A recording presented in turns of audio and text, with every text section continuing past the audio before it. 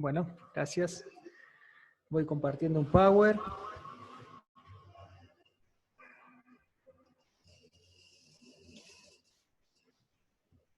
Bien, ¿ya pueden ver el Power, Miguel?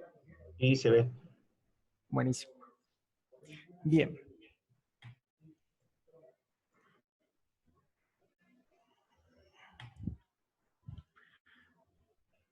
Bueno, como dijo Miguel, yo soy el doctor Cadebora, estoy como la función de jefe del SAME y actualmente bueno, estaba a cargo de lo que es la línea 0800 y manejamos todo el protocolo desde el principio hasta la actualidad con respecto a la actualización y lo que pasa en nación y en provincia. Bien. Voy a empezar con lo que es, explicándole lo que es el protocolo de lo que es en provincia, o sea, de acá de Jujuy. ¿Sí? Como pueden, presentación del protocolo de lo que es provincia, o sea, de Jujuy. Y como se pueden fijar que del 26 de marzo no se volvió a actuar. ¿Por qué? Porque no pasamos otra etapa. Porque no hay circulación viral principalmente, que no difiere de lo que es nación. En el Power está el protocolo de provincia y el protocolo de nación para que lo puedan comparar. Y para que se vean de que una vez que van apareciendo casos en Buenos Aires, se va agregando como casos sospechosos. ¿Sí? Bien, lo que es en provincia. Nosotros, ¿cómo categorizamos un caso sospechoso? Nosotros la línea 0800 nos llaman, le hacemos un checklist y de a partir de ahí, perdón, estoy teniendo problemas con el audio. Bien. Entonces nos llaman al 0800 y nosotros lo categorizamos, hacemos un checklist y, y lo categorizamos para saber si es sospechoso o estrecho. Principalmente, desde el principio teníamos esos dos casos, ¿sí? Y de lo cual sabíamos qué recomendarle y principalmente qué es lo que teníamos que hacer. Bien. Cuando tenemos un caso sospechoso, nosotros tenemos que diferenciar bien lo que es epidemiología y lo que es la clínica. La clínica lo podemos dividir en leve y grave. Y lo que es epidemiología, como ustedes ya saben, de toda la historia de lo que pasó con el COVID, teníamos mucha actualización. Como recuerdan, al principio empezamos con todo paciente que estuvo los últimos días, los últimos 14 días en China, luego se sumó Irán, Japón, Europa, bueno, todo lo que ya saben, y actualmente nos quedó como todo persona que haya estado los últimos días fuera del país o fuera de la provincia de Jujuy. Entonces es la epidemiología principal que tenemos nosotros en estos momentos. Más, o sea, esa epidemiología sumado a lo que es la clínica. En la clínica leve tenemos fiebre de 38 grados centígrados, más tos, dolor de garganta, dificultad para respirar, y otros signos y síntomas que se están agregando, que anomia, disgeusia. Esta clínica sin otra enfermedad que explique completamente el cuadro clínico. O sea, básicamente lo que está pasando ahora, el paciente que está en cuarentena o el paciente que es camionero, que empieza a presentar fiebre de 38 grados. ¿Sí? ¿Qué diferenciamos ahí? Ya empezamos a diferenciar con Nación, que lo toma como 37,5. Bien, entonces, esa persona que está en cuarentena porque vino del exterior en los últimos 14 días, tiene fiebre o más, tos, dolor de garganta, dificultad para respirar, anomia disgeusia, para nosotros es un caso sospechoso. ¿Sí? Y después tenemos lo que es la clínica grave. ¿Sí? Por más que no haya estado en la epidemiología positiva, o sea, si esta persona no estuvo fuera de la provincia, pero tiene principalmente una neumonía grave, se lo toma como caso sospechoso. ¿Por qué? Porque se lo categorizó el COVID-19, que es la enfermedad como leve y grave. Los leves cursan como una gripe común, y los graves cursan como una neumonía de tipo bilateral, con infiltrado intersticial bilateral, y de esa causa principalmente lo tenían los graves en ARM y lo que producen la mortalidad. Entonces, tomando en cuenta de las neumonías graves, se lo tomó directamente como caso sospechoso sin tener presencia de la epidemiología. O sea, en el caso ese, si ustedes se pueden ver en el Power, es todo paciente con enfermedad respiratoria aguda grave definida como neumonía, clínico y radiológico, más cualquiera de estos signos y síntomas. Frecuencia respiratoria más de 30 por minuto, saturación de oxígeno menor a 93, requerimiento de asistencia respiratoria mecánica, incremento del infiltrado más del 50% en 24 y 48 horas, alteración de la conciencia, inestabilidad hemodinámica, CUR 65 en 2 puntos o más, requerimiento de UTI y sin otra etiología que explique el cuadro clínico. Esto es lo que es el CUR, está dentro de lo que dice acá, que son la frecuencia respiratoria más de 30, saturación oxígeno menos de 93, está dentro del CUR. La conciencia también está dentro del CUR. Bueno, simplificando, todo paciente con una enfermedad respiratoria aguda grave, que nosotros sabemos que va a necesitar oxígeno y posiblemente terapia y posiblemente pase a respirador, ese paciente, por más que no tenga epidemiología, lo tomamos como un caso sospechoso. Bien, entonces, esto es lo que teníamos desde el principio, ¿sí? Bien, después tenemos lo que es el caso probable y caso confirmado. El caso probable ya no lo utilizamos porque ya directamente vamos a tomar lo que es el PCR, el test de Perdón, PCR Luis, para te vuelvo a confirmar. interrumpir. Se quedó todo en la segunda diapositiva. ¿Vos seguís ahí? Estoy en la tercera, a ver. Se quedó en la segunda. Creo que deberías dejar de compartir y volver a compartir y el PowerPoint. Ahí está. Bien, bien, bien. Bueno, hay una interferencia, no sé si hay alguien que no silenció.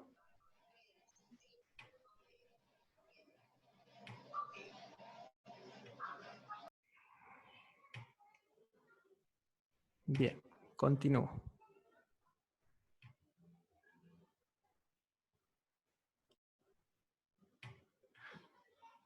Bueno. Entonces, nos quedamos con el caso probable. El caso probable, el caso probable ya no lo utilizamos, al principio lo utilizamos de que teníamos que descartar otras patologías para sospechar de que sea un COVID-19. Teníamos que descartar lo que es influenza A, influenza B por PCR. Si daba negativo eso pasábamos a hacer la prueba del pancoronavirus, y si daba negativa íbamos al MERS-CoV 229E. Bueno, diferentes virus teníamos que descartar y recién mandábamos la muestra a Buenos Aires para confirmar este caso. Eso era al principio, pero ahora ya que tenemos los test positivos, los test de PCR para confirmar acá en Jujuy, entonces directamente pasamos lo que es caso confirmado. ¿Cuándo es caso confirmado? Cuando se le hace el test PCR para SARS-CoV-2 y si no da positivo ya teníamos un caso confirmado de coronavirus. ¿Sí? Esto se lo sigue utilizando ahora. Y luego tenemos lo que es la definición de caso estrecho, que el caso estrecho, para resumirlo, es cualquier persona que haya estado en contacto con un caso confirmado.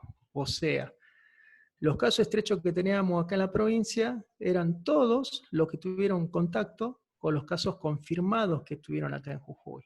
Por ejemplo, en la primera persona que tuvo una gran o sea, una gran propaganda, y todos estaban preocupados, vendría a ser los casos estrechos, serían sus familiares que conviven con esa persona, o por ejemplo, cuando fueron a cenar los amigos, el mozo que la atendió, entonces esos eran los casos estrechos, hayan estado en contacto con un caso confirmado. ¿Y ello qué lo tenemos que hacer? Lo tenemos que aislar en el domicilio 14 días y principalmente ver si tenía síntomas, porque si esa persona ya empezaba con síntomas, ya se lo tomaba como un caso sospechoso. Entonces acá agregamos lo que es la epidemiología, o sea, ¿cuál se agrega a lo que teníamos antes? La epidemiología, más que cosa, es el contacto con alguien confirmado. Entonces ahí ya tenemos otra epidemiología más clínica, era fiebre de 38 grados centígrados, más tos, dolor de garganta, dificultad para respirar, entonces ya lo tomamos como caso sospechoso. Entonces, teníamos el caso sospechoso, fiebre, más todos estos síntomas, y que estuvo los últimos 14 días fuera de la provincia, o es una neumonía grave que va a necesitar terapia respirador, y aquel que tiene epidemiología, que tuvo contacto con un caso confirmado y empezó con fiebre los últimos 14 días. Estos últimos 14 días es del contacto que tuvo. O sea, por ejemplo, los amigos que fueron a cenar con esta persona se cuentan desde que tuvo el último contacto, ¿sí? Entonces ahí se cuentan los 14 días y lo tomamos, y si presenta síntomas, lo tomamos como caso sospechoso.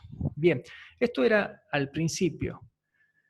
Y una cosa muy importante que pasó en Jujuy es la vigilancia epidemiológica. O sea, gracias a la vigilancia epidemiológica pudieron tener 3 pacientes confirmados en Jujuy, pudieron detectar, de los cuales 2 eran asintomáticos que estaban haciendo en cuarentena. Así que esto fue muy importante, no solamente la vigilancia epidemiológica, sino la cuarentena para nosotros. El bloqueo de frontera con la obligación de tener 14 días vigilados para ver si presentaba síntomas. Y gracias a esa cuarentena pudimos evitar que estos pacientes que estaban asintomáticos no contagien a los demás, ¿sí? Bien, continuamos.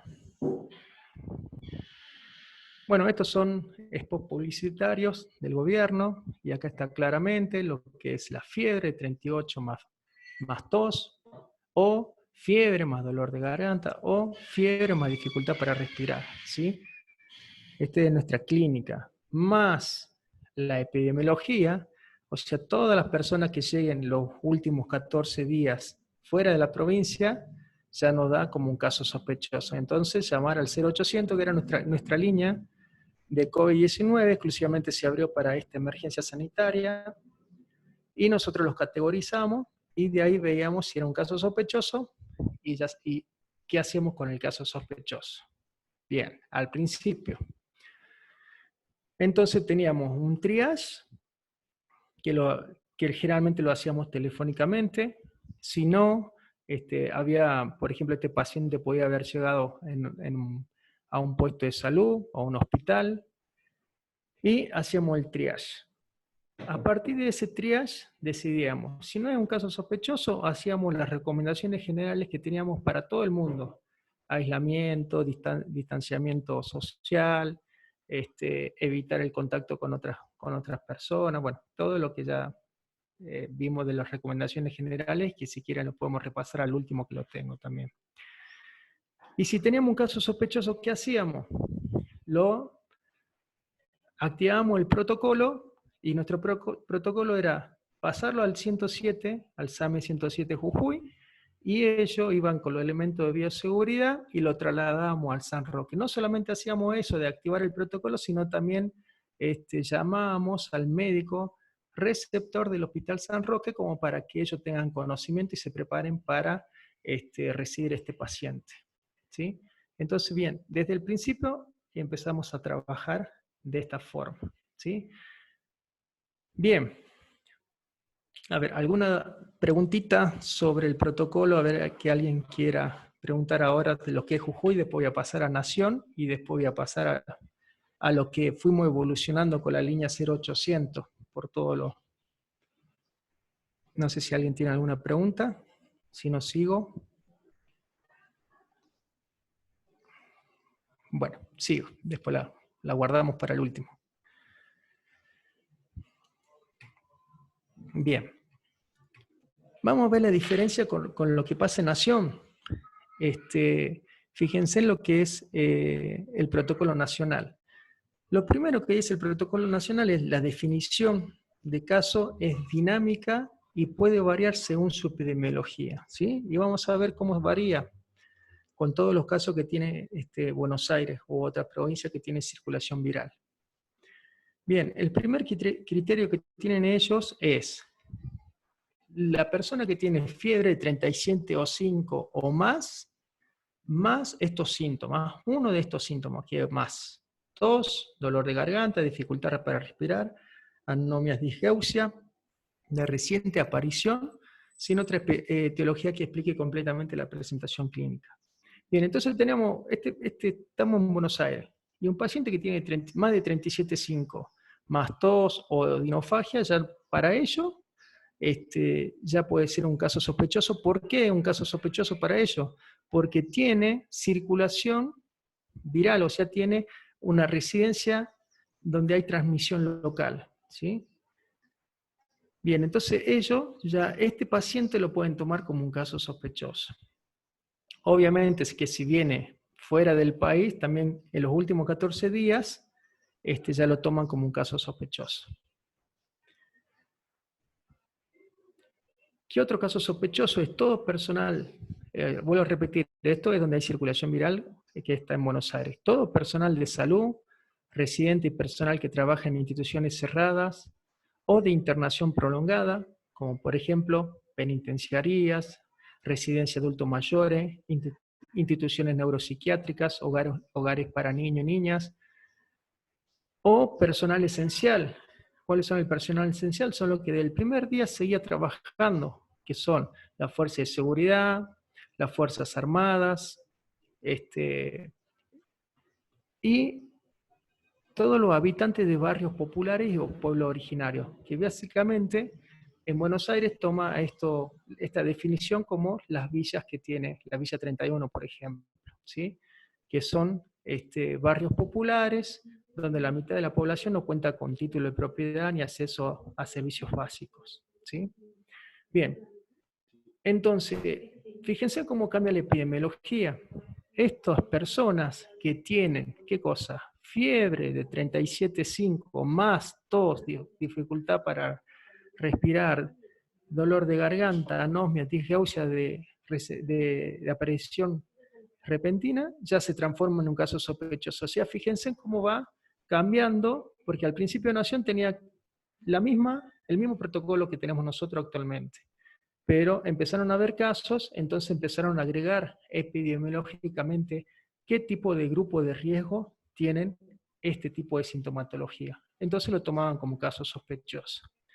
Entonces tienen el criterio 1, que es el que tenemos nosotros, este criterio 2, que se fue aumentando con su epidemiología. El criterio 3, toda persona que sea contacto estrecho de caso confirmado de COVID-19. Bueno, el criterio 3 también lo compartimos nosotros, que es todo caso estrecho que presente fiebre. O sea, el contacto estrecho que ya ha estado con una persona que ya tuvo confirmación de COVID-19. Entonces esta persona que estuvo en contacto con un caso confirmado y tiene fiebre o tos o dinofagia, dificultad para respirar, ya se transforma en caso sospechoso. Es el criterio 3. El criterio 4 es todo paciente que presente anosmia o disgeusia, o sea, falta de olfato o falta de gusto o capta diferente gusto de reciente aparición sin otra etiología definida, sin otro signo y síntoma. Bueno, entonces esto lo sacaron de lo que Alemania toma el test del vinagre y del olfato, ¿sí? Entonces todo ese paciente que presente anosmia y disgeusia de reciente aparición, también lo toman como un caso sospechoso para hacer un test de PCR. Pero a este paciente, fíjense que es diferente que los demás, que lo toman inmediatamente el test. Ellos esperan 72 horas, que nosotros actualmente también, todos los pacientes que están en cuarentena, hacemos eso. Esperamos 72 horas y recién le hacemos el test de PCR. Bueno, estas personas también, con el criterio 4, que tienen anosmia y disgeusia, la reciente aparición, se le espera 72 horas y se realiza recién el test. Y el criterio 5, todas las jurisdicciones definidas con transmisión local. Todo paciente con diagnóstico clínico, radiológico, neumonía y sin otra etiología que explique el cuadro clínico. Bueno, esto se parece al mismo, al que tenemos nosotros. Pero a diferencia del que tenemos nosotros, es neumonía. Nosotros tenemos la neumonía grave, que sabe que es una infección respiratoria aguda y que va a ir a respirador o mínimamente a terapia. A eso lo tomamos nosotros, Jujuy, como caso sospechoso. Acá, en Buenos Aires, todo paciente que tiene neumonía, que puede ser leve, moderado o severo, clínico radiológico, ya lo toman como caso sospechoso. O todo paciente que tiene infección respiratoria aguda grave, también lo toman como caso sospechoso. Así que eso también nosotros los tomamos, ¿no? Toda infección respiratoria aguda grave, por más que no tenga epidemiología, lo tomamos como caso sospechoso. Fíjense cómo va variando con respecto a nación y provincia. Y que hay cosas que todavía tenemos, o sea, que tenemos bien definido, y ellos van agregando mediante la epidemiología, mediante que van presentando casos confirmados y en los grupos de riesgo vulnerables. Bien, seguimos con el protocolo nacional. Definición de contacto estrecho. Bueno, es igual que lo que tenemos nosotros. Todo contacto estrecho, para resumirlo, es que estuvo contacto con un caso confirmado de COVID-19. De ahí puede ser de que toda persona que convive, toda persona que sabe que tuvo coronavirus y estuvo en contacto menor a 2 metros, entonces ya se lo considera como caso sospechoso. Bueno, perdón, caso estrecho, pero si presenta fiebre, ya se transforma en caso sospechoso.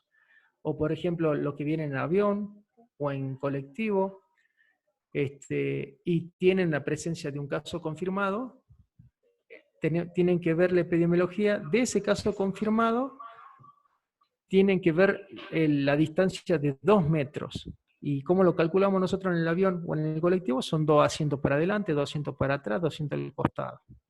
Entonces, esos pacientes, esas personas que estuvieron en contacto con un caso estrecho,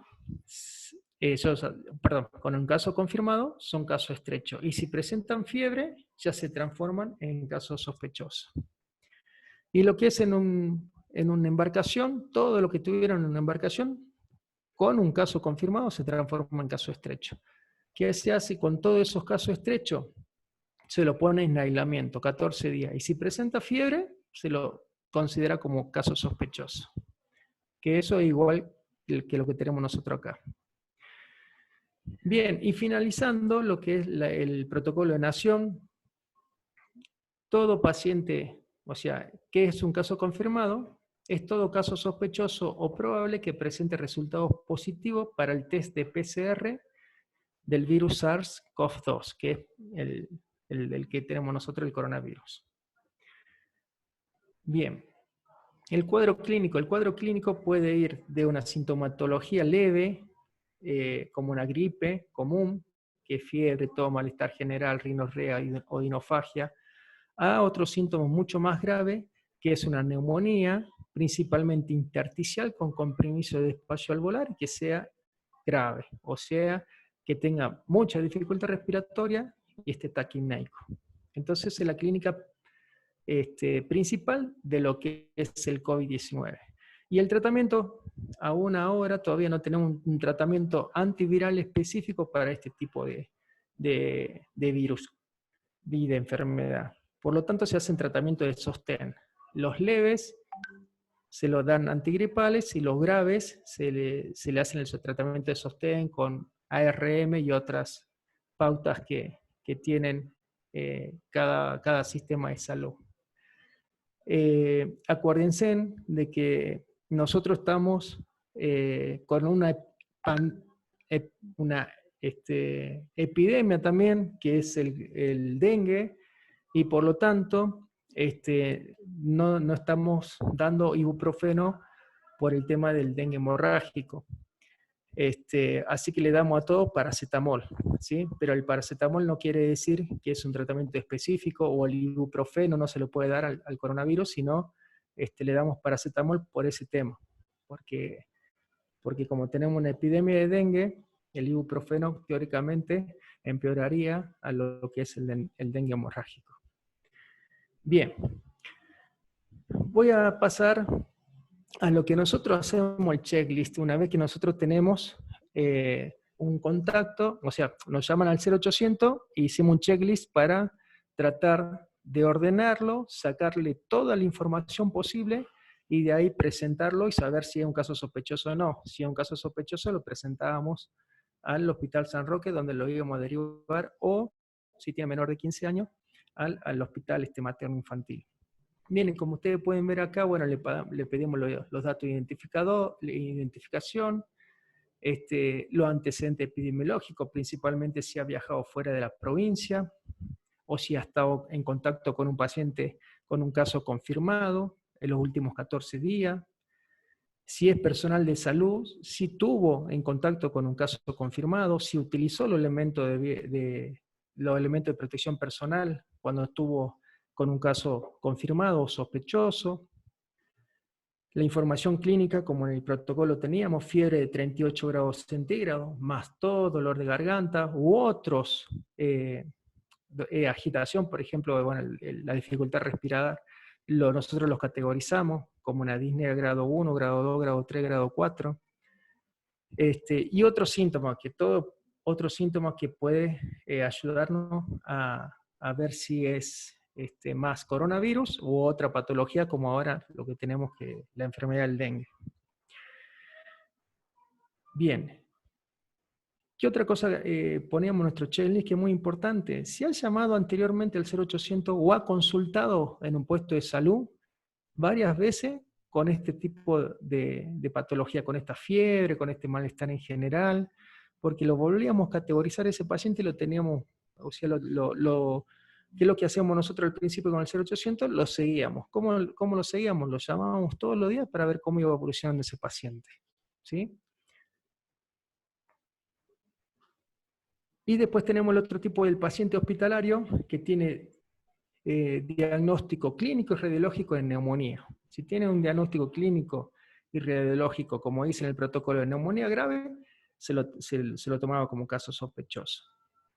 Y bueno, y después la última pregunta es para ver si tiene un servidor de internet, como para que nosotros lo podamos pasar a lo que es por medio de videollamada, telesalud, para que lo pueda categorizar y poderlo ver al paciente, principalmente los pacientes que están en cuarentena. Bien. Nuestra realidad fue cambiando permanentemente. Por lo tanto, nosotros tuvimos que hacer un flujograma diferente para ordenarnos y presentarlo mejor a lo que es, o sea, para categorizarlo y saber a dónde va a ir, a qué hospital va a ir.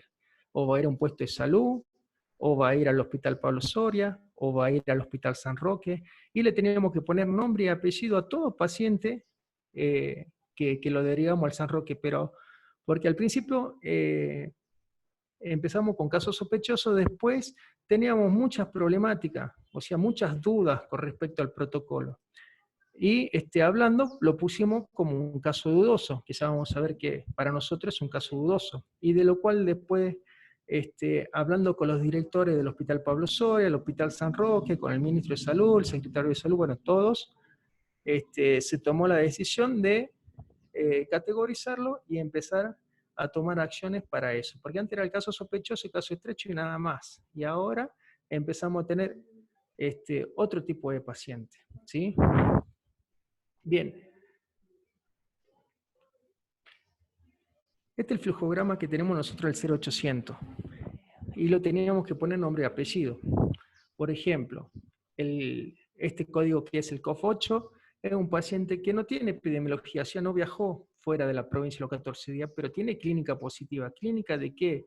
Clínica de COVID-19, o sea, fiebre, tos, dolor de garganta, dificultad respiratoria. Entonces, a este pacientito, si no tenía dificultad respiratoria y no tenía epidemiología, directamente lo pasábamos a lo que son el Centro de Especialidad Norte, a los CAPS, a los sanatorios privados, al hospital regional. O sea, este pacientito es que no tiene epidemiología, nunca viajó fuera de la provincia, ni tuvo, ni tuvo contacto con un caso confirmado, y está con síntomas de gripe. Entonces, eso lo referimos cada uno a su médico particular, a su puesto de salud más cercano. Ahora, si no tiene epidemiología, pero tiene una clínica grave, con dificultad respiratoria, con una infección respiratoria aguda grave, como decíamos en el caso del principio, por más epidemiología que no tenemos, pero sospechamos de una neumonía grave, directamente activamos el protocolo y los mandamos al Hospital San Roque como un caso sospechoso. ¿Sí?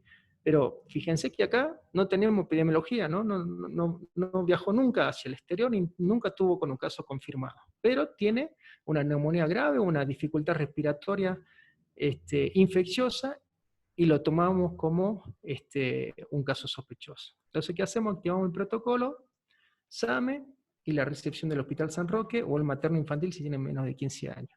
Bien. Este es el caso sospechoso, que es lo que teníamos claro desde el principio, es el más fácil para nosotros. Ahora, actualmente, el paciente que viene de afuera de la provincia tiene fiebre, 38 grados centígrados, automáticamente ya es caso sospechoso.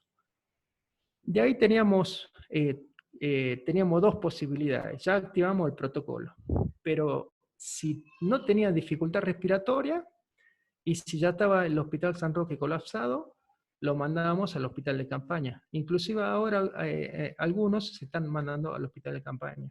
Pero como el Hospital San Roque todavía no está colapsado, entonces mandamos todo caso sospechoso con o sin dificultad respiratoria, va al San Roque. En el futuro, si ya empieza a haber más cosas sospechosas, ya está colapsado el San Roque directamente va a tomar solamente los pacientes que van a tener dificultad respiratoria y que posiblemente entren en el respirador. Y los demás que son más leves, que son casos sospechosos, pero son de clínica leve, van a ir al hospital de campaña. Bien. Bueno, esto no había mucha duda que esto lo veníamos haciendo. El tema es qué hacíamos con los casos dudosos. ¿Sí? Por ejemplo, una neumonía, porque si lo tomamos la definición de provincia, es toda neumonía grave o infección respiratoria aguda grave que entra en el respirador, lo tomamos a todos esos pacientes como casos sospechosos. Pero ¿qué pasa? Nos pasaban las siguientes preguntas. Por ejemplo, un paciente que está con neumonía leve, moderado y sin epidemiología. Pero ¿qué pasa? Nosotros íbamos, hablábamos con el médico que lo quería derivar y tenía un infiltrado leve, intersticial, difuso, pero no estaba saturando normal. Tenía una neumonía típica, pero saturando normal. Y no entraba en nuestra definición. Como el sistema, como el Hospital San Roque no colapsó y tenía cama disponible, se le empezó a tomar a toda neumonía, se le empezó a tomar como un caso dudoso.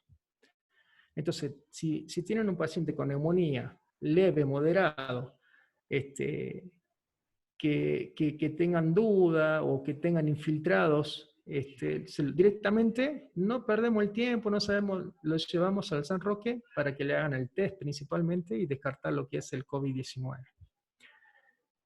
Porque si vamos a la realidad, no quedaría con un caso sospechoso. ¿Sí? Bien, y otra cosa que teníamos duda es cuando nosotros tenemos una epidemiología dudosa con clínica típica de COVID-19. Por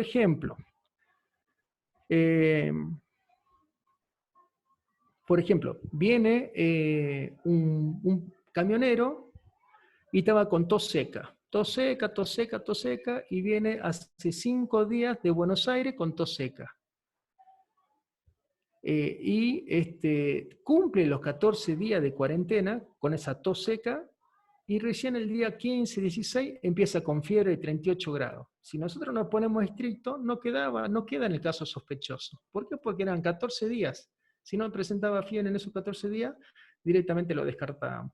Pero ¿qué pasa? Este paciente venía con tos seca, venía con dolor de garganta, pero nunca presentó fiebre. Y empieza con fiebre el día 15, 16, entonces nos hacíamos dudar. Al principio, ¿qué hacíamos con todos estos pacientes? Hacíamos un seguimiento clínico, o sea, y telefónico. No nos quedábamos tranquilos. Veíamos, lo llamábamos, le decíamos cómo estaba al otro día. Y lo seguíamos. Si mejoraba, lo dejábamos en su domicilio, con aislamiento, con todo con todas las cosas que nosotros le decíamos, el aislamiento social, el lavado de manos, no tener contacto con nadie. Le damos todo esto, y si mejoraba el paciente lo dejamos en el domicilio, y nunca quedó como caso sospechoso. Pero al paciente que teníamos estos síntomas y empezaba a empeorar, empezaba a tener principalmente dificultad respiratoria, no nos cabía duda, lo tomamos como caso sospechoso y lo derivábamos hacia el Hospital San Roque. Bien, entonces, a estos casos que estamos sí y no, le tuvimos que poner nombre y apellido, ¿sí? Y lo ponemos en clínica dudosa. Por ejemplo, el paciente que está en cuarentena y tiene diarrea, y tiene tos seca, y tiene 37,5 de temperatura.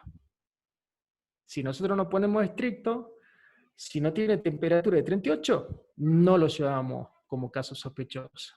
Pero el paciente tiene tos seca, tiene dolor de garganta, tiene 37,5, entonces le decíamos, tenemos que esperar hasta que haga 38 de temperatura para tener el caso sospechoso. Bueno, entonces todos estos casos dudosos actualmente lo derivamos para hacerle un test, ¿sí? El test de PCR en el Hospital San Roque. Previamente todo esto obviamente fue consensuado con los directores del Hospital San Roque, con el ministro de Salud, el secretario de Salud, y lo pusimos nombre y apellido y empezamos a hacerlo funcionar de esta manera. Después, ¿qué otro problema teníamos? A todo, esto obviamente con la evolución que teníamos en la provincia. Como empezamos a hacer el aislamiento obligatorio, la cuarentena, empezamos a tener muchos casos de esa cuarentena que no eran nada que ver con el COVID-19. Por ejemplo, estaba en cuarentena y tenía diarrea y vómito. No tiene nada que ver con los síntomas de COVID. ¿Qué hacíamos con esos pacientes?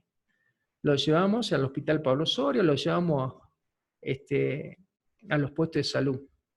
Bueno, actualmente decidimos de que como tuvimos casos asintomáticos dentro de la cuarentena, entonces todo paciente que está en cuarentena, para nosotros es un caso sospechoso hasta que no se lo demuestre lo contrario. Por lo tanto, a ese paciente en cuarentena, que sabemos que lo único, que los últimos, que todos los casos fueron importados y que hicieron cuarentena, o sea, todos esos pacientes con cuarentena, para nosotros tienen COVID-19. Por más que no tengan los síntomas y signos específicos de lo que es el COVID-19. Entonces, a ese paciente que está en cuarentena, como el Hospital San Roque no estaba colapsado, directamente si se necesitaba internación o observación, como por ejemplo, como le dije, un paciente con diarrea, vómito y está deshidratado leve, y vos sabés que le tenés que poner un suero durante unas 4 o 5 horas recuperarlo, se lo pasaba directamente al San Roque. Antes lo hacíamos en el Hospital Pablo Soria, pero los directivos del Hospital Pablo Soria tomaron la decisión... ¿Puede ser que esté tapando el audio? Hola, no sé, a ver, ¿me escuchan? ¿Me escuchan? ¿Sí? ¿Me escuchan ahí? Yo te escucho perfecto, Luis. Sí se escucha. Bueno. ¿Me escuchan? Yo también escucho. Bueno, sigo entonces. Capaz que un problema de audio de esa persona. Bien, continúo. Entonces, esta pensión, como tuvimos todos casos importados y tuvimos personas sintomáticas en cuarentena, el Hospital Pablo Soria ha decidido no recibir estos pacientes hasta que le hagan el test. Solamente hay algunos pacientes específicos que van a recibir el Pablo Soria, de los que están en cuarentena, que no tienen COVID-19. ¿Cuáles son esos pacientes específicos? Por ejemplo, un paciente con abdomen agudo, que en el Hospital San Roque no le pueden dar resolución, ese paciente va a ir al Pablo Soria, pero el Pablo Soria ya tiene un plan de contingencia de recibir ese paciente en un lugar aislado, con los EPP necesarios y la atención necesaria para darle la solución a este tipo de paciente. Y bueno, y entonces quedamos con el Hospital Pablo Soria que iban a atender los pacientes que tienen sintomatologías quirúrgicas, como un abdomen agudo, traumatológico, por ejemplo, el paciente que está en cuarentena, se cayó de la escalera y se fracturó la pierna.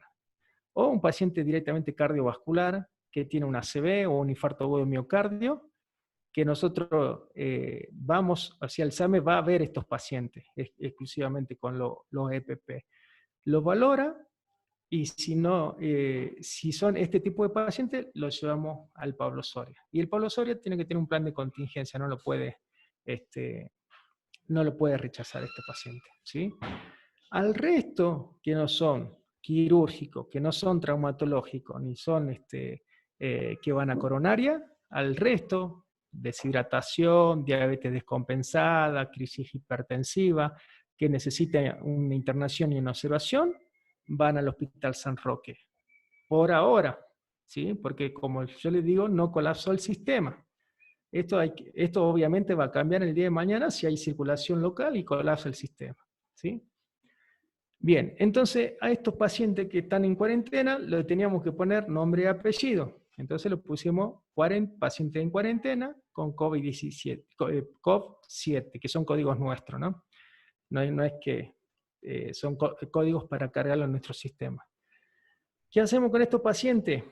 Lo detectamos, la línea 0800 lo detecta, activa el SAME, obviamente van con todo lo EPP necesario, que ya va a hablar el doctor Cárdenas de los EPP, y lo valora. Si tiene criterio de internación, se tiene que ver si es quirúrgico, traumatológico o coronario, va hacia el Hospital Pablo Soria.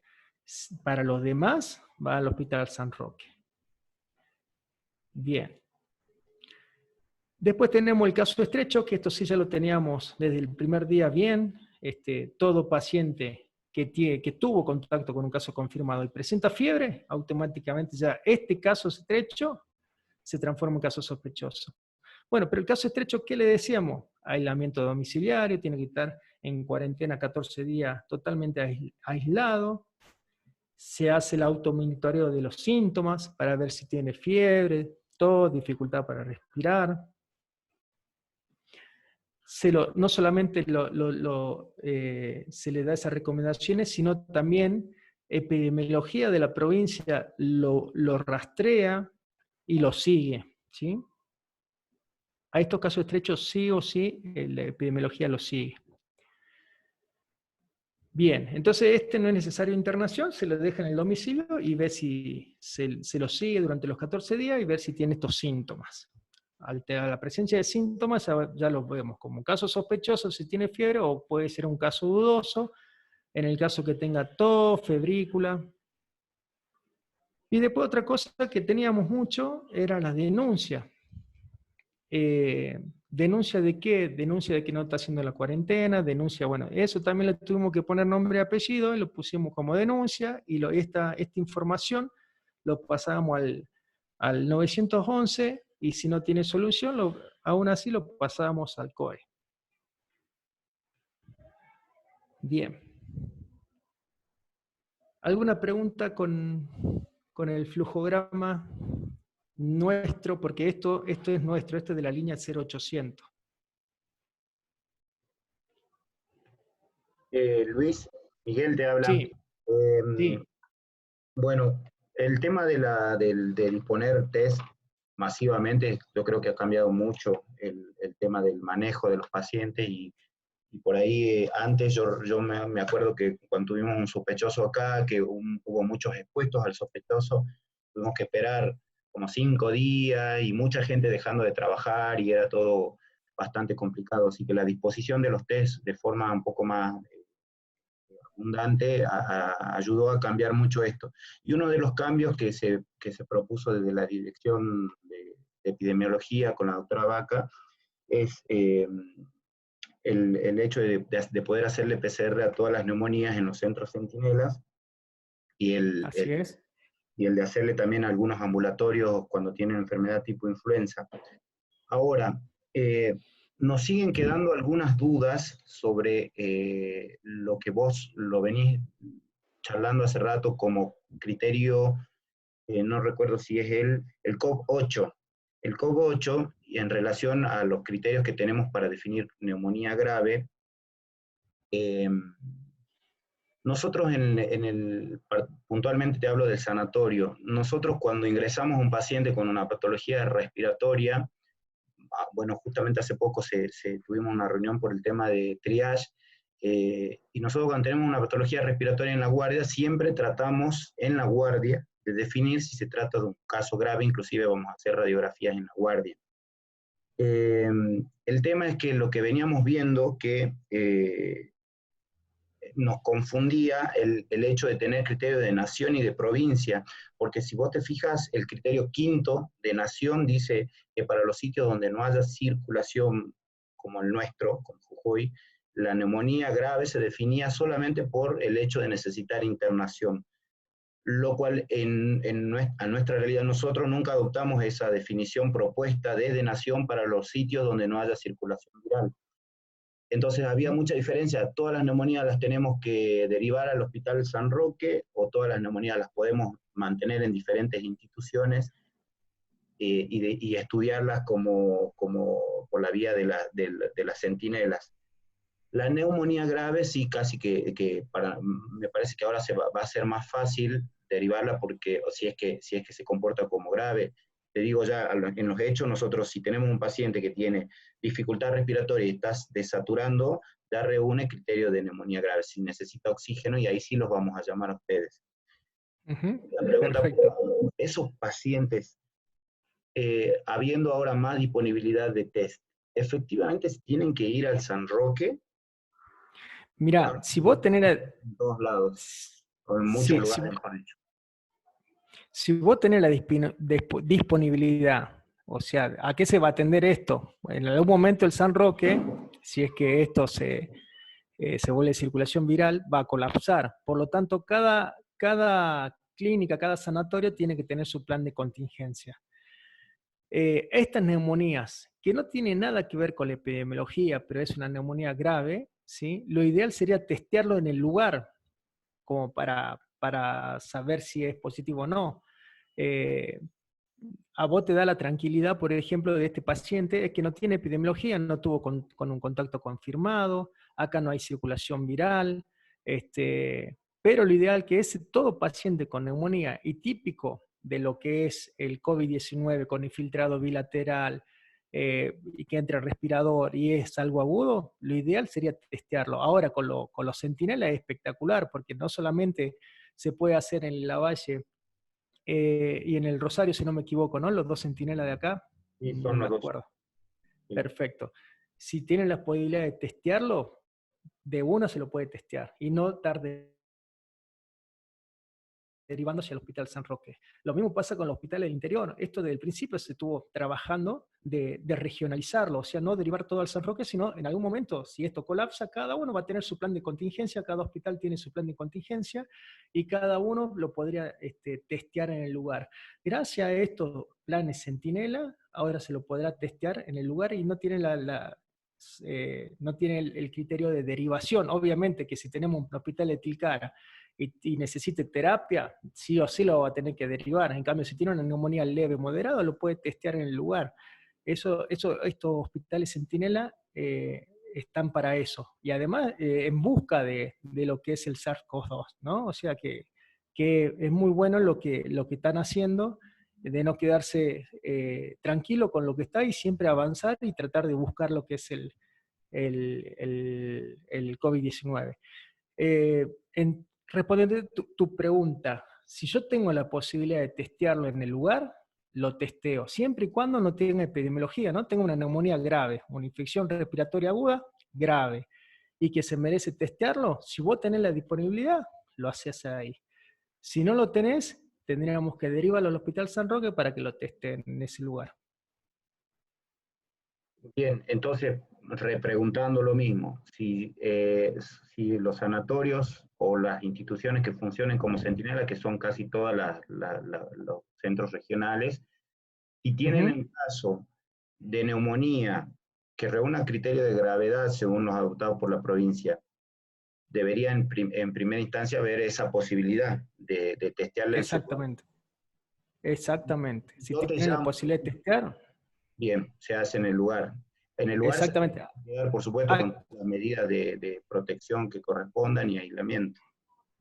Con su plan de contingencia. Tienen que tener un lugar para este tipo de pacientes.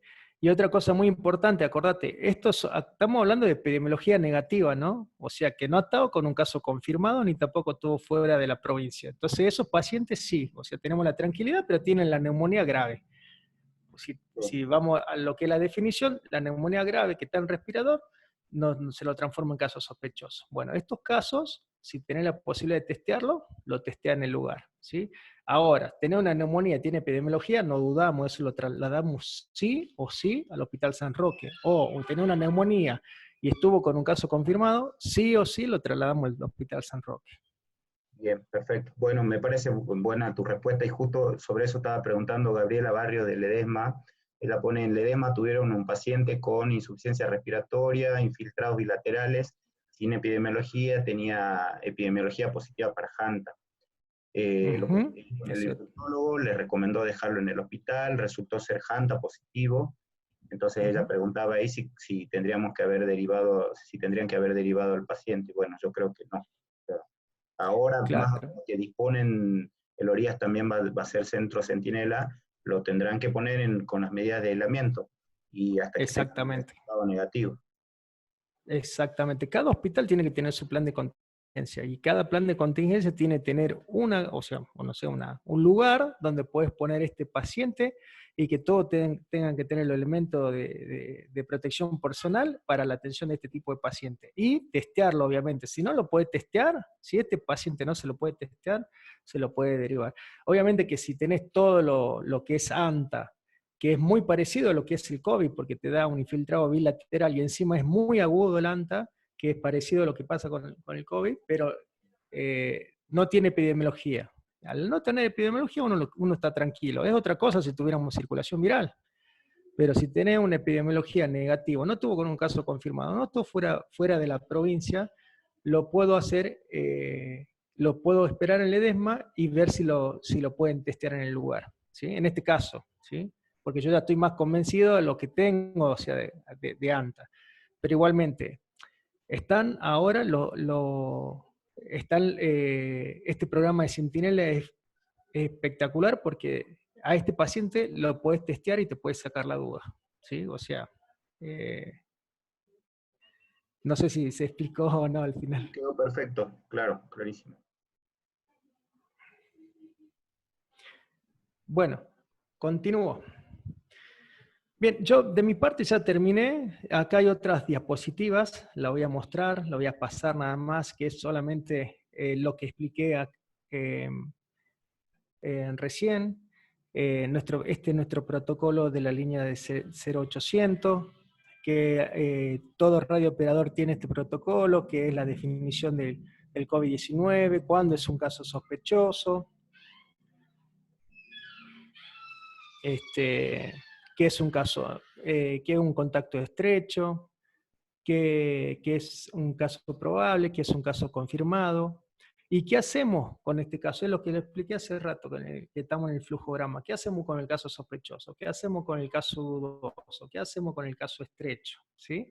Bueno, eso es una explicación de todo de lo que yo había explicado. Y abajo, en la última diapositiva, estas son las recomendaciones generales que le damos a todo paciente que llama al 0800, ¿sí? Lavarse las manos, al toser cubrirse la nariz, y toser en el pliegue del codo, bueno, todo lo que, las recomendaciones que ya sabemos, en el 0800 la vamos diciendo, ¿sí? Y acuérdense, bueno, que lo principal y que nos dio muy bien resultado en nuestra provincia es la cuarentena, ¿sí? El aislamiento social preventivo obligatorio durante los 14 días, porque todos los casos fueron importados. Y estos son los hospitales regionales y el hospital de campaña con todas las referencias y números de teléfono como para que ellos tengan en el caso de que tengan alguna sospecha o alguna duda. Igualmente, tienen alguna duda, llamen al 0800 como para que nosotros lo podamos categorizar y no así tranquila, o sea, no nos quedamos tranquilos, hablamos con la gente del San Roque, que está exclusivamente para el COVID-19, y lo analizamos. No solamente lo decidimos nosotros en el 0800, sino es siempre consensuado con otros profesionales que están también en lo que es el COVID-19.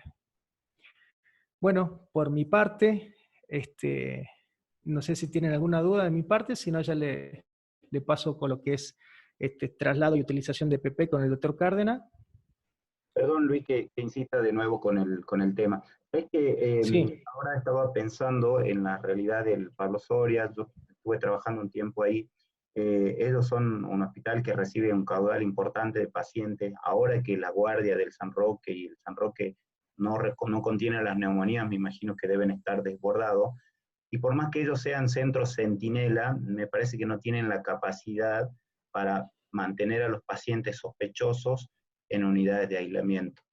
Entonces, no sé si me parece que el Pablo Soria debiera tener una consideración especial porque van a recibir muchas neumonías, muchas de ellas pueden ser reunir criterios de gravedad, pero ellos no disponer de unidades de aislamiento. Es algo para que Sí, se tengan en cuenta. O sea, esto del primer día se habló con los directores del Hospital Pablo Soria, fue una orden del ministro de Salud de que ellos tienen que tener su plan de contingencia para este tipo de pacientes. Por ejemplo, como yo te había dicho, toda la neumonía se va al Hospital San Roque, ¿sí? Eso ya no tiene discusión. Por más o que no tenga epidemiología, nosotros tenemos una neumonía en el domicilio con dificultad respiratoria, va directamente al San Roque. Y se habló con respecto a estos pacientes que están en cuarentena, si tienen que tener un tratamiento quirúrgico, traumatológico, ACV o infarto, va al Hospital Pablo Soria, para los cuales el Pablo Soria tiene que estar preparado para recibir este tipo de pacientes, tiene que tener su plan de contingencia. Eso ya se le ordenó de la parte del ministerio, que tengan, obviamente tienen que, nosotros por ejemplo de lo que es el SAME, le avisamos cuando vamos con un paciente. Y hay siempre, mira, a pesar de todo esto, siempre hay alguna dificultad, algunas veces, por ejemplo, te digo, por ejemplo, hay un paciente que nunca tuvo fuera de la provincia, un paciente secuelado. Secuelado, no hay circulación acá en la provincia. Postrado, y empieza con la neumonía, que es frecuente porque se broncoaspiran generalmente estos tipos de pacientes, una ACV secular o una EPOC crónica, y empieza con dificultad respiratoria y sabemos que lo tenemos que intubar. Ese paciente tiene una epidemiología negativa, pero netamente negativa, ¿sí? O sea, pero por el protocolo, por la neumonía, la tenemos que derivar al Hospital San Roque. Alguna vez en estos casos llegó al Hospital Pablo Soria, ¿sí?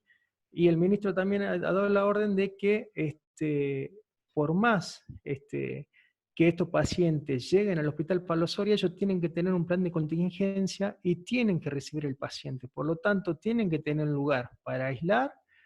Y obviamente con el llamado del SAME le decimos que se preparen con los elementos de protección personal para este tipo de pacientes. Teóricamente, todos los hospitales tienen que tener su plan de contingencia y tienen que tener su plan, los hospitales y los sanatorios tienen que tener su plan de contingencia y tienen que tener una sala preparada, exclusiva, o en el caso que suceda, para este tipo de pacientes. Ahora no tenemos circulación viral, estamos tranquilos, pero tenemos que prepararnos cuando esto ocurra. No sé si contesté la pregunta, Miguel.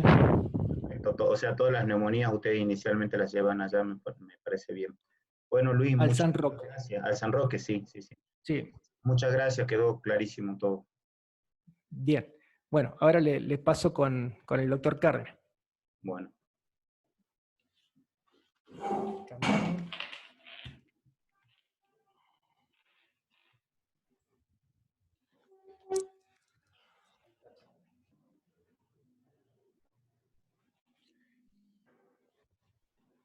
Bueno, buenas tardes. ¿Me escuchan?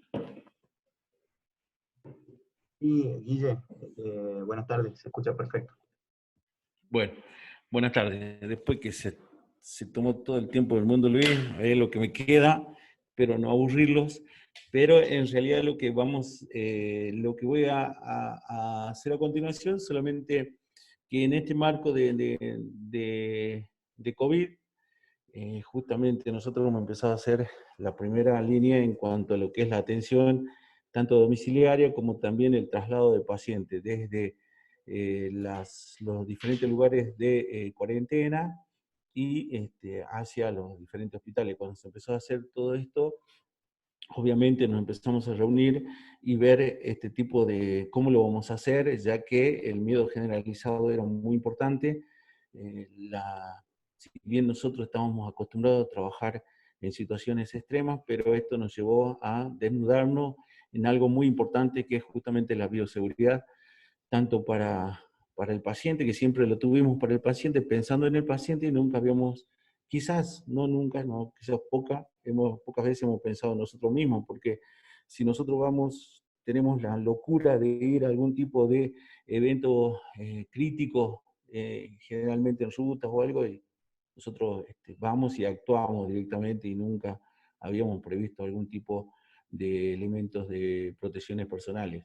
Y justamente una de ellas, cuando comenzó esto, tuvimos un incidente que ocurrió en la zona de Jama. Se accidentó una motocicleta. El conductor de la misma era un brasileño, bueno, y tuvo un TEC grave, con pérdida de conocimiento. Fue atendido por todo el personal nuestro que está en Jama en primera instancia, y obviamente, como les dije, fuimos y atendemos y siempre vemos la primera respuesta y la mejor respuesta que podemos dar en el lugar. Se actuó en ese paciente, se lo derivó hacia el hospital de Susque. En el hospital de Susque la guardia entera actuó con él. Se intentó intubarlo al paciente, se pidió apoyo al central, y en el central salió la doctora, la coordinadora médica coordinadora que estaba en ese entonces, que es Miriam Valdivieso, y ella fue, y obviamente, ¿qué hizo? Lo intubó. Y si bien habíamos hablado pocos días antes de cómo actuar ante un paciente de esta característica, pero bueno, lo intubó sin las medidas necesarias, que era como habíamos actuado siempre, y tuvo que permanecer después un tiempo en cuarentena, ya que la persona venía de un país limítrofe y posiblemente fue catalogado como un caso sospechoso, y bueno, eso nos llevó a nosotros a tener mucho más cuidado porque estuvimos atentos de nuestros compañeros hasta que le dieron el negativo. Esto llevó a que nos juntemos nuevamente, hicimos un procedimiento que en realidad después se transformó en un protocolo que fue enviado al COE para su respectiva aprobación, y es el que voy a presentar en este momento. Este procedimiento de traslado se hizo después de consensuar más que nada con la parte de enfermería, que era lo que nos llevaba a nosotros, que son lo que hacen generalmente la mayor cantidad.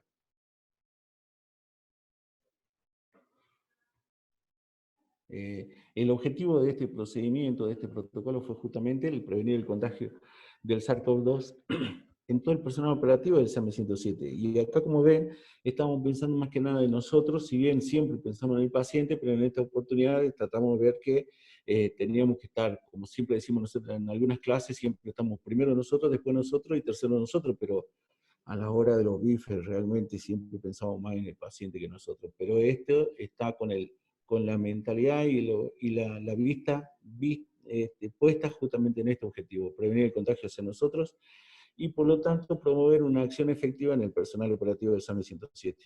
Alcanzaba todas las bases operativas del SAME, e incluso algunas otras instituciones que también hacen prehospitalario, como tanto los hospitales regionales como si se querían acoplar a alguna de las instituciones privadas que fueron también dados este tipo de protocolo. Se empezó a determinar los diferentes tipos de responsabilidades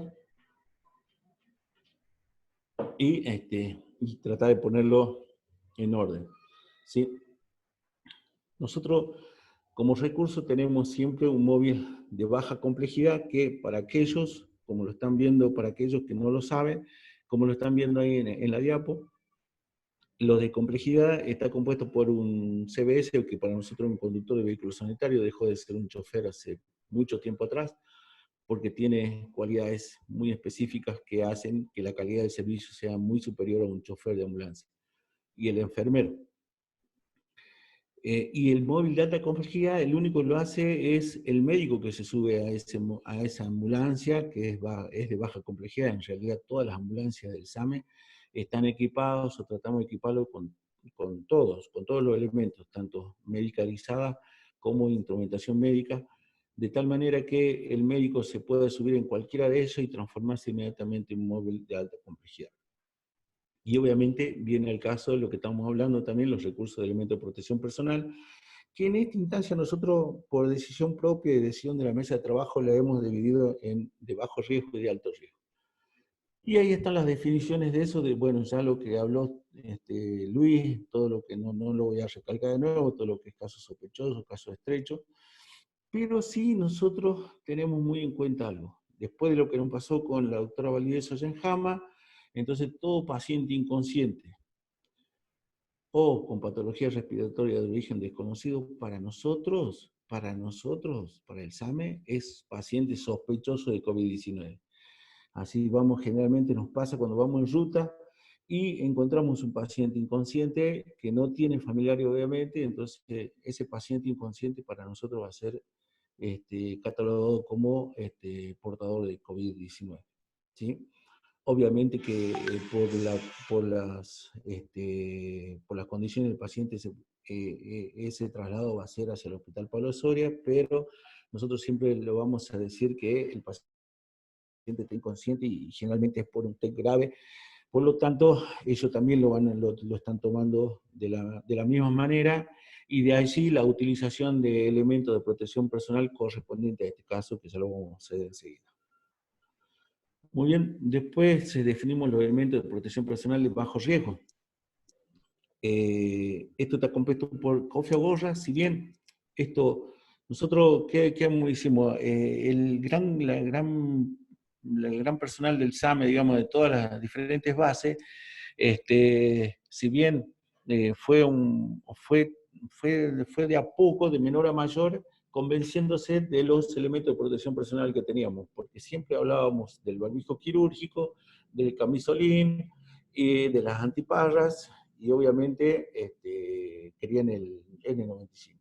Entonces, cuando nosotros empezamos a hablar de esto, muchos de ellos empezaron a preguntarse por qué nosotros tenemos que utilizar camisolín, por ejemplo, y veían en el noticiero, más que nada de Buenos Aires, que venía el SAME de Buenos Aires y estaban todos vestidos como astronautas.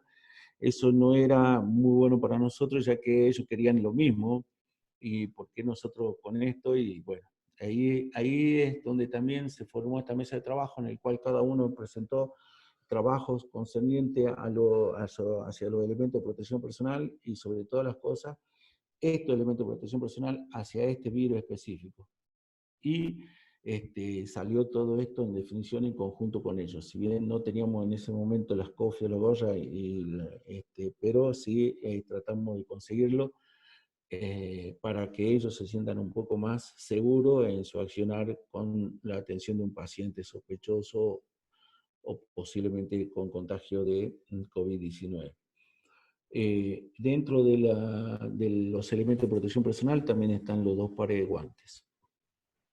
Mientras que los de alto riesgo se aumentaba esto, lo que es el barbijo quirúrgico, el N95, arriba del N95 el barbijo quirúrgico, y después ya voy a explicar por qué el barbijo quirúrgico por arriba del N95, la máscara facial, que era muy importante tenerla, y seguimos con los 2 pares de guantes, y después explico por qué los 2 camisolines, que en la actualidad esto tiene que ser revisado y vamos a ir con un solo camisolín.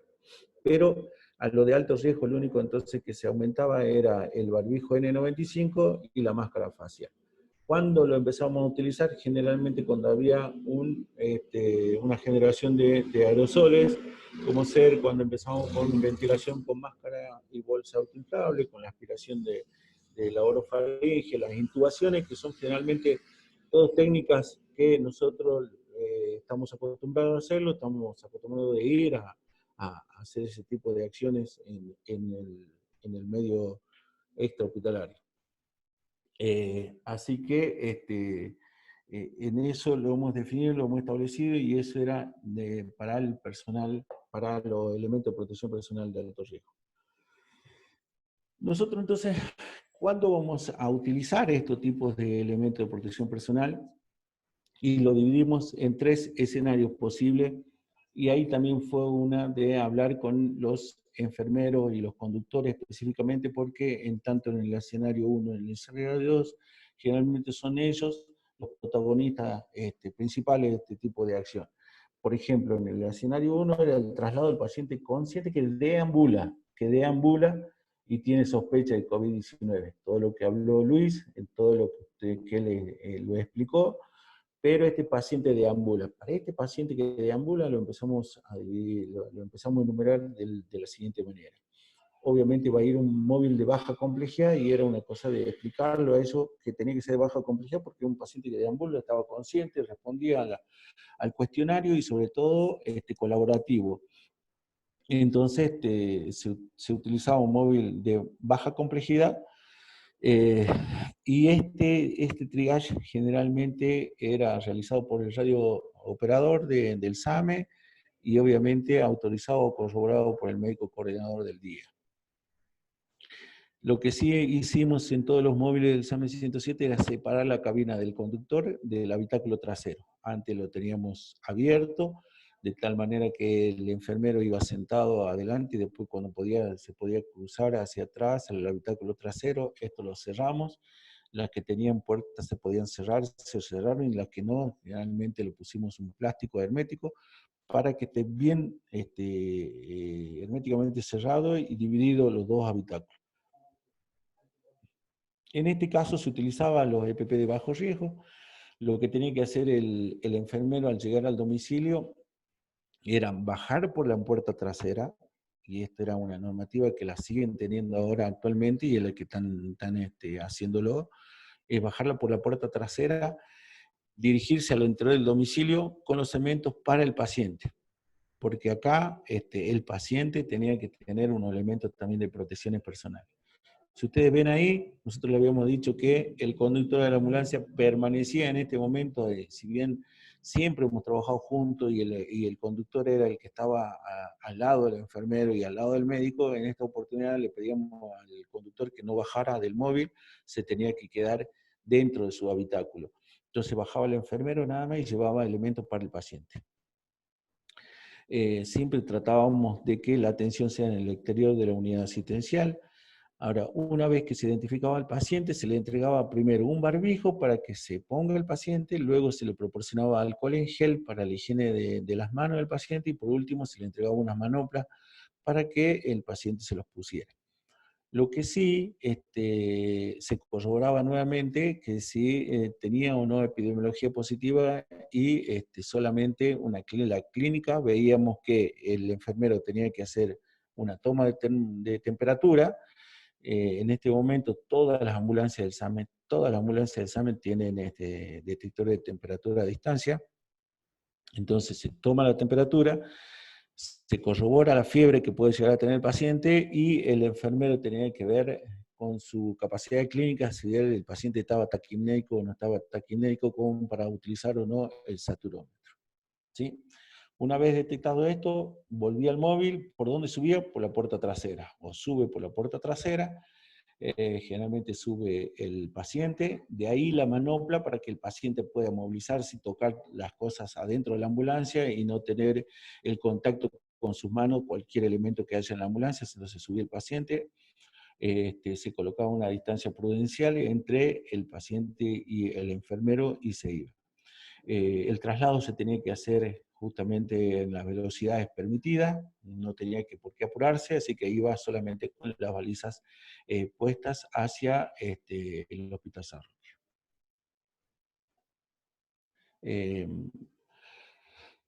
Lo que sí nosotros evitábamos tomar la presión arterial o la colocación de vía, que antes era usual hacerlo y era una de las acciones primordiales, que era de enfermería, y en este momento, como el paciente ya sabíamos que estaba deambulando, por lo tanto tenía una presión arterial acorde como para deambular, por lo tanto no necesitaba tener la toma de presión y mucho menos la colocación de una vía. La anamnesis siempre va a ser corta, siempre, solamente corroborar la epidemiología y síntomas proporcionados con anterioridad por despacho. Es decir, que volví a hacer un retriage, digamos, para recorroborar todo lo que le habían dicho al radiooperador. Se acompañaba el móvil, como le dije, en la puerta trasera y se implementó en esta oportunidad no realizar historias clínicas durante la atención, ni incluso durante la transferencia del paciente en el Hospital San Roque, perdón. Esto se habló con el COE, se habló con la parte legal del COE y se le explicó que vamos a tratar de no tocar ningún elemento como para que pueda estar pasando de mano en mano, como ser las viromes que hacíamos firmar generalmente al médico que atendía o que recepcionaba al paciente. Por lo tanto, el médico coordinador o el radiooperador que se hacía vía telefónica corroboraba qué médico iba a atender, que iba a recepcionar al paciente. Por lo tanto, en la historia clínica que se desarrolla después del lavado del móvil, se ponía solamente el nombre del médico que estaba en ese momento en el San Roque que recepcionaba este paciente. Eso fue corroborado por el COE, con la parte legal del COE, para que tengamos un aval legal como para cualquier eventualidad posterior. Se llegaba al San Roque, se baja por la puerta trasera, se hace la transferencia del paciente. En el San Roque se sacan todos los materiales. Hay un circuito que hizo actualmente el San Roque, y eso se lo fue de a poco haciendo y verificándolo. Incluso hay personal del San Roque que es de contención de infecciones, que incluso fueron por el SAME y a las 4 guardias del SAME le dieron unas capacitaciones de ellos en cuanto a la utilización de los EPP y sobre todas las cosas del sacado del EPP, es decir, de despojarse del EPP, que era uno de los, ¿cómo le puedo decir?, uno de los mecanismos en donde más fallábamos. Nosotros estábamos acostumbrados y cuando practicaban ahí en la base del SAME siempre se practicaban cómo colocarse un EPP. En ese momento yo mismo le explicaba a ellos de que en este momento no era para proteger el EPP, al proteger al paciente. El EPP era para protegerse de nosotros mismos. Por lo tanto, la colocación del EPP y la colocación de las máscaras tendría que ser en forma rápida y sin el cuidado que nosotros podemos tener en quirófano para la colocación de las batas, por ejemplo. Pero sí era muy importante tener el cuidado necesario al sacarse los bebés, por lo tanto, esa fue una de las capacitaciones que recibieron, yo diría, el 80% de la guardia de la base central, y ahora se está haciendo la capacitación en todas las bases del interior, si bien ya lo habían hecho anteriormente, pero queremos volver de nuevo a recapitular y quizás este protocolo ya va con la 3ª revisión.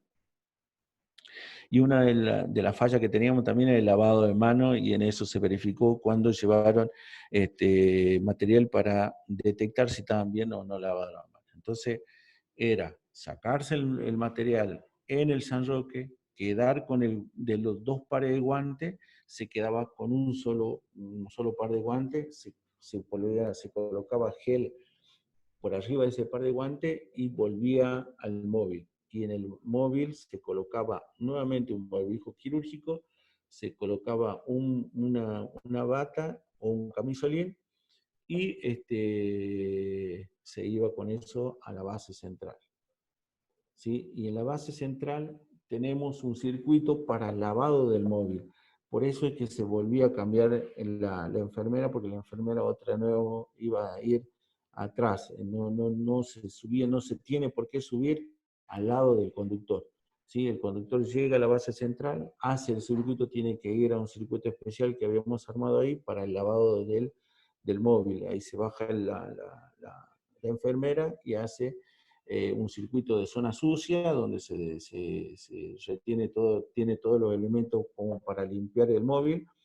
Una vez realizado el limpiado del móvil, pasa por otro lugar en donde se saca todos los elementos que utilizó, que es justamente el segundo camisolín, el segundo par de guantes, el barbijo quirúrgico, y obviamente lo único que queda es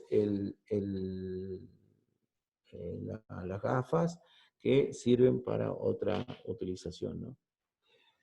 Esto es en cuanto al escenario 1.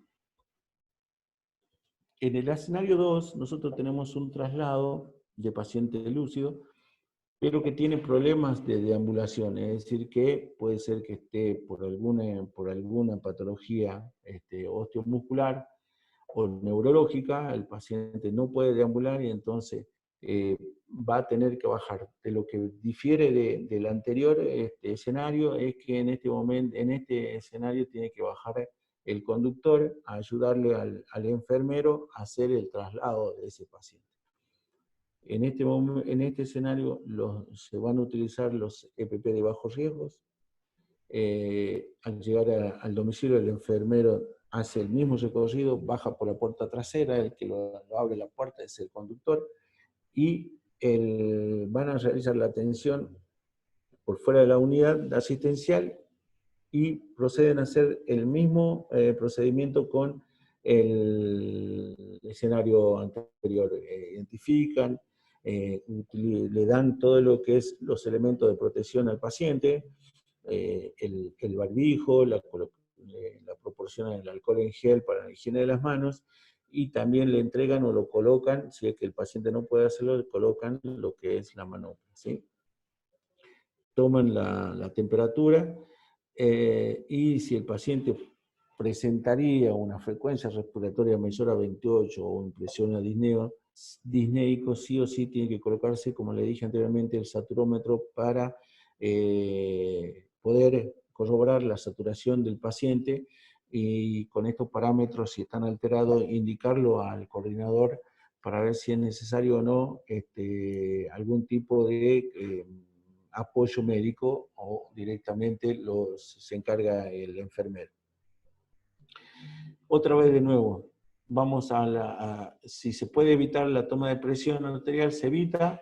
¿Y cómo lo hacemos ahí? Generalmente el enfermero le va a tomar el pulso radial y de acuerdo a eso se va a guiar si o no toma la presión arterial del paciente, y si es necesario la colocación de una vía de acuerdo a todo el examen clínico que está haciendo en ese momento, que son volcados hacia el coordinador, y es el que toma las decisiones finales vía telefónica, ¿sí?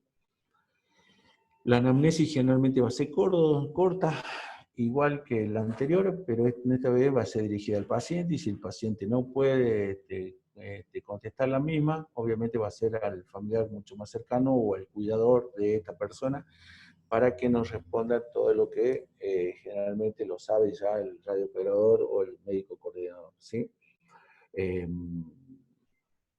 Si el personal de enfermería detecta, por ejemplo, si vamos nosotros y no nos dijeron que tiene alteración en la deambulación y lo detecta ahí en el domicilio, justamente también tiene que pedir apoyo al CBS, y el CBS se va a tener que vestir con todos los EPP necesarios, también de bajo riesgo, para ir a ayudarlo al enfermero, más que nada con la camilla, siempre con la camilla. No permitimos que vayan con sillas. Generalmente nosotros utilizábamos la silla en estas personas para que sean trasladados hacia la ambulancia, pero lo mejor es la incomodidad del manejo de la silla en el habitáculo de la ambulancia, hace que es preferible que suban en camilla y lo trasladen al móvil en la misma.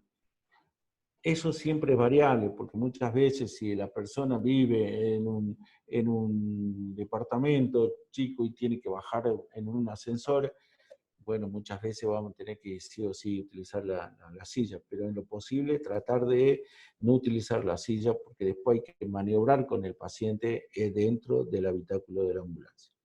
Lo mismo, la historia clínica no se llena y no se va a seguir llenando por ahora hasta mientras dure todos los traslados hacia el Hospital San Roque o hacia el hospital de campaña cuando se trate de estos pacientes, ¿sí? Se hace lo mismo, el ítem 14 va a ser lo mismo que el anterior cuando llegan al San Roque. En la sala de San Roque, cómo se quitan el camisolín, también están guiados, es más, está guiado también por la enfermera del San Roque. Y bueno, continúa todo el mismo procedimiento, hasta llegar hasta la base central, en donde allí otra vez de nuevo empieza el lavado del móvil y dejarlo en el lugar de ropa sucia, se deja toda la ropa esta ya en una bolsa roja para su posterior desecho. En el escenario número 3 tenemos un paciente que está inconsciente o con dificultad respiratoria severa, o cuando son traslados de una institución, como los que nos pasaron, digamos, del hospital Pablo Soria, cuando detectaron que era un paciente que estaba para intubar, lo intubaron todo, pero era un paciente con neumonía severa o estaba una neumonía sobreagregada a una patología respiratoria de base. Estos pacientes generalmente se los maneja de una manera un poco más diferente y aparte se suma a este escenario el médico de guardia, ¿sí? Y es un móvil de alta complejidad que va a ser activado según los datos recolectados tanto por el radiooperador y obviamente corroborado por el médico coordinador que hace el triage. Seguimos en esta oportunidad utilizando los EPP, pero de alto riesgo.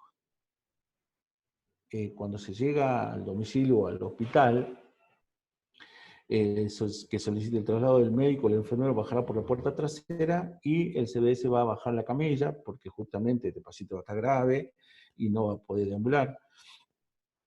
Y si el paciente requiere una colocación de tubo traqueal o cualquier procedimiento que genere aerosol, es preferible desarrollarlo en el lugar y no en la ambulancia. Nosotros muchas veces hemos intubado al paciente, hemos hecho procedimientos de avanzada, tanto de vía aérea como de otros tipos quirúrgicos de avanzada en el habitáculo de la ambulancia, pero por experiencia sabemos que es mucho más fácil actuar ya sea en una guardia, que es lo mejor, que tenemos todo un espacio disponible para nosotros, todo un personal que puede estar alrededor del paciente antes de hacerlo en la ambulancia. Entonces es preferible estabilizar el paciente en el mismo para luego trasladarlo recién al móvil sanitario. Los signos vitales de temperatura, de saturación y frecuencia respiratoria son obligados en este sentido, ¿sí? Son obligados, y la toma de la presión, por eso también podrá ser por pulso central o periférico para evitar el contacto del paciente. De todas maneras, la conducta del médico es muy importante en este momento y la decisión del mismo va a depender del accionar del enfermero, ¿no? También cómo ser, si podemos evitar la colocación en lo posible, seguro, pero el criterio médico es fundamental en este tipo de escenario.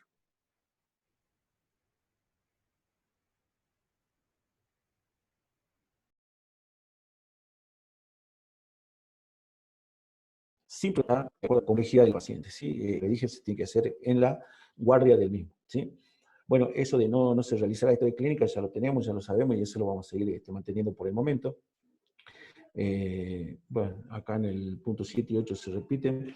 El 9 en la historia, en la sala del Hospital San Roque se requería.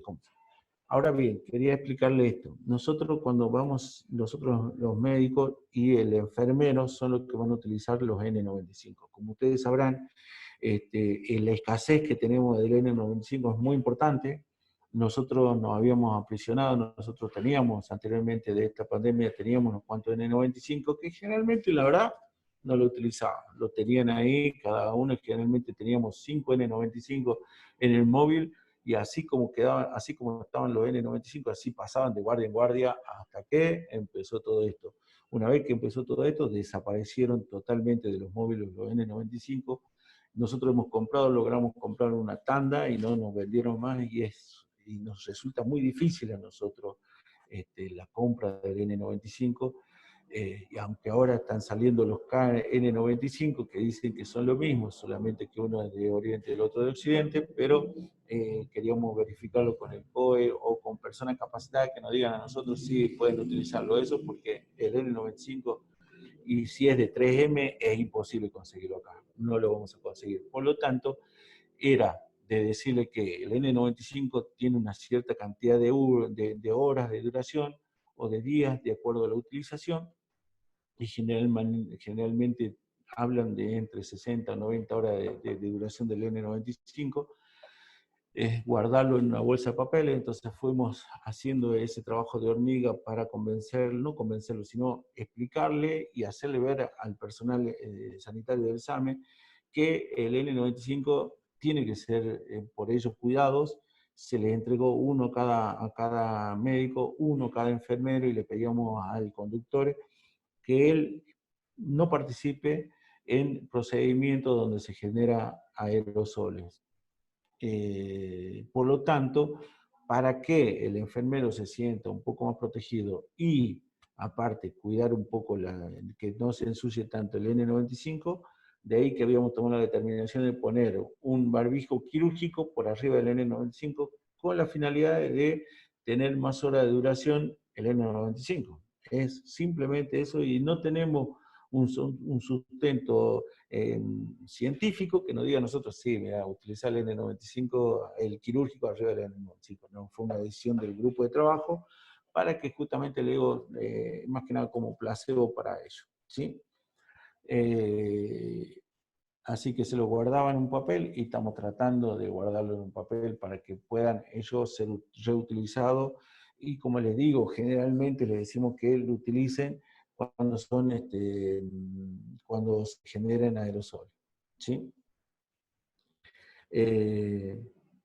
En esta parte del slide vamos a ver cómo nosotros empezamos a hacer la secuencia de retiro del EPP. Como le dije anteriormente, esa es la parte más importante para nosotros ahora, no tanto de colocado, sino del retiro del EPP.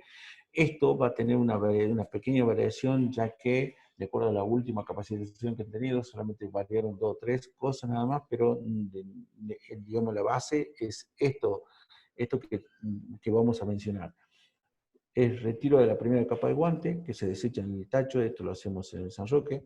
Se retira el camisolín de adentro hacia afuera, sobre todo evitando tocar el frente del camisolín o su cara externa.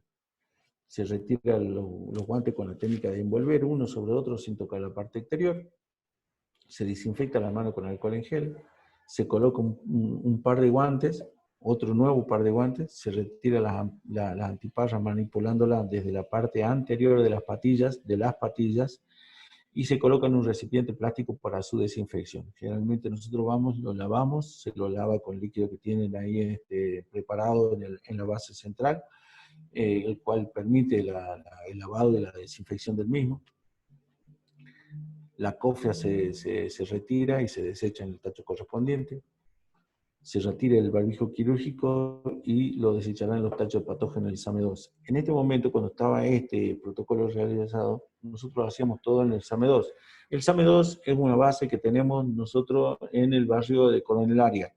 El SAME1 es la base central y el SAME2 es En ese momento no teníamos todavía instalado todo el equipamiento de lavado de los utensilios y el lavado del personal y del móvil en el SAME1.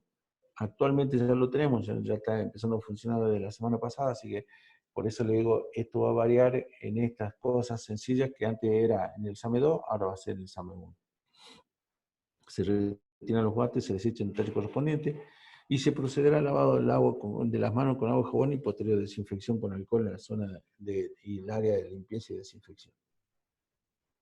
Bueno, esto que ven acá es el equipo de trabajo que tuvimos una tarde viendo todo esto, y después 3, 4 días implementándolo, tratando de ver qué es lo que nos faltaba. Dentro de lo que nosotros estamos haciendo ahora, en este momento, se implementó 2 cosas y que están a prueba en el traslado de pacientes que están intubados sobre todo. Uno es la utilización de un plástico como si fuera una sábana de plástica. Esta sábana de plástico se lo colocaría por arriba del paciente que una vez transferido de la cama de la terapia intensiva o del hospital de donde vamos, es transferido hacia la camilla del móvil.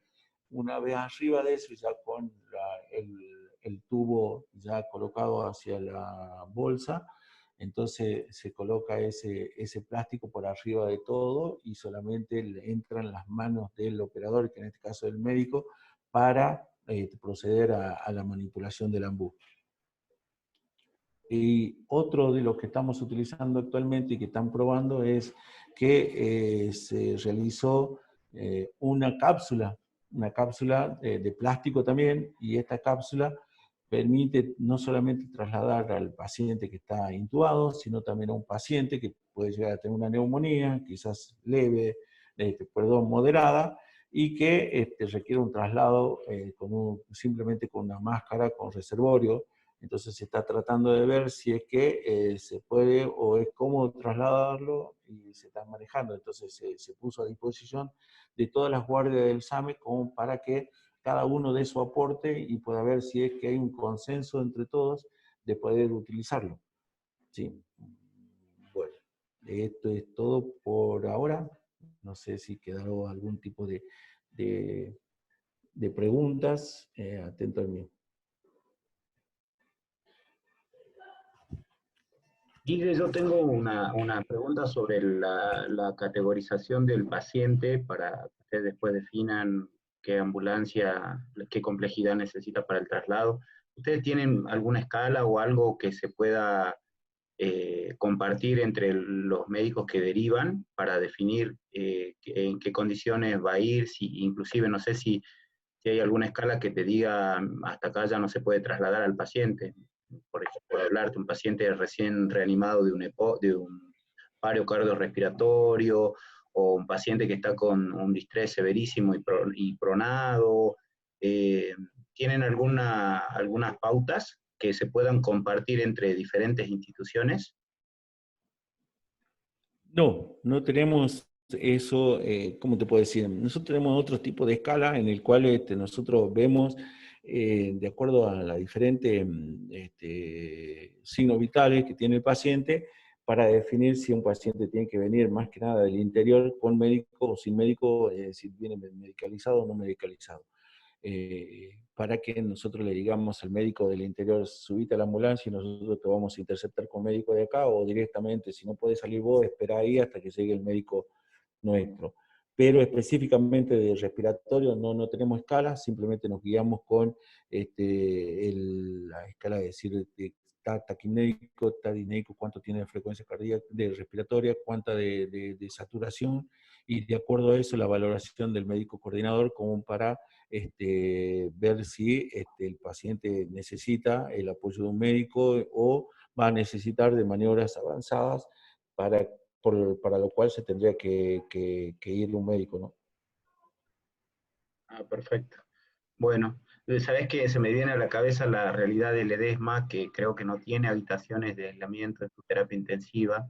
Entonces ellos, si llegan a tener un paciente grave que necesitan intubar y llevar a la terapia, y supongamos que estamos hablando de una etapa en la que haya circulación y se den positivos ya, y supongamos que tengan paciente D positivo, ese paciente yo pienso que por lo menos hasta ahora no lo podría manejar el Hospital Oscar Oría y primaría la derivación, porque alrededor va a haber un montón de otros pacientes con otras patologías y no son positivos.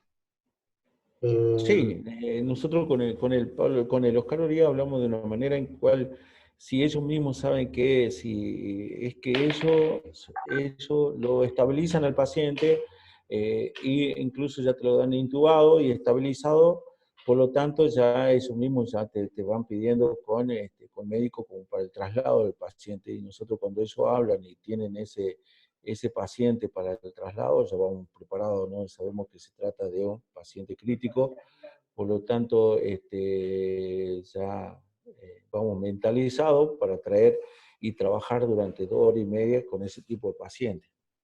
No, nos cuesta en algunas partes con otros hospitales, otras guardias, en donde no tienen la complejidad como para estabilizar un paciente, por lo cual nosotros tenemos que algunas veces llegar a esas guardias de esos hospitales y nosotros estabilizarlo con nuestros propios equipos que sacamos de la ambulancia, tanto medicalizaciones necesarias como instrumental para realizar la estabilización en las guardias de ellos y luego trasladarlo hacia el Pablo Soria o al materno infantil, de acuerdo a donde tengamos que llevarlo. Vale, gracias. Y una última pregunta, ¿tienen un plan de manejo cuando tengamos circulación viral, de cómo van a manejar el PCR en la vía pública? ¿Van a salir siempre con equipos por defecto, con equipo de protección personal? Nosotros tenemos, como te dije, ese va a ser el escenario número 3 y por protocolo tenemos que salir con ese tipo de equipamiento. Fue una pregunta también de todo el equipo, decir que antes tratamos de demorábamos aproximadamente entre 30 segundos a 55 segundos en salir cuando se trata de un paciente PCR hacia el lugar. El problema ahora se va a suscitar de que cuando esté circulando el virus, obviamente, nos va a llevar tiempo de cubrirnos con los elementos de protección personal y bueno, para eso las prácticas que están teniendo en este momento y para eso también fue uno de los aportes que le hice en cuanto a que no es necesario tener una técnica para la colocación de los elementos, tanto camisolín como los barbijos, directamente ponérselos, no es necesario las botas y como le decía yo anteriormente, no era necesario las cofias, así que tendría que ponerse camisolín y después ir ya en movimiento colocándonos nosotros, y no tanto el chofer, sino nosotros los guantes como nos hacíamos anteriormente. El guante generalmente nos colocamos mientras vamos y la gafa la tenemos siempre, por lo tanto nos quedaría colocarnos el N95 nada más. Perfecto. Bueno, muchísimas gracias, Guille. Muy clara tu presentación. Bueno, ahí conocimos un poco más de las estrategias que tiene el SAME para manejarse con esto, así que, bueno, creo que nos va a ayudar a manejar un diálogo uniforme a todos. No sé si Sí, alguien quiere hacer alguna consulta. Sí. No, la verdad, Luis, perdón, Miguel, agradecerte a vos, gracias a Bárbara, esta presentación y sobre todo las cosas para que conozcan un poco de lo que es el SAME, internamente cómo trabajamos. Obviamente estamos abiertos a cualquier tipo de consulta, aunque sean privadas, llamados telefónicos, creo que la mayoría deben tener mi número y si no la tienen, te lo pueden pedir a vos, Miguel. Estamos para eso, estamos para tratar de trabajar esto en forma mancomunada. Creo que esta es la parada más firme que estamos teniendo. Es una parada muy difícil, lo más difícil que hemos tenido, nos tocó a esta generación de médicos hacerla, y yo creo que ver y cómo nos estamos preparando en esto, la verdad que da un orgullo tenerlo a todos ustedes que están interesados en esto, en la formación para dar la mejor respuesta posible. Esperemos que podamos hacerlo, pero no porque no querramos, simplemente porque espero que no se desborde esto, que lo que están haciendo a nivel gubernamental está muy bueno, nos permite a nosotros seguir preparándonos y bueno, la parada está, y yo creo que lo vamos a poner el pecho entre todos, y que agradecerle a todos ustedes, y bueno, estamos atentos a todo lo que ustedes nos puedan preguntar o solicitar incluso, ¿sí? Bueno, nuevamente muchas gracias. Le mando un saludo a toda la gente del SAME.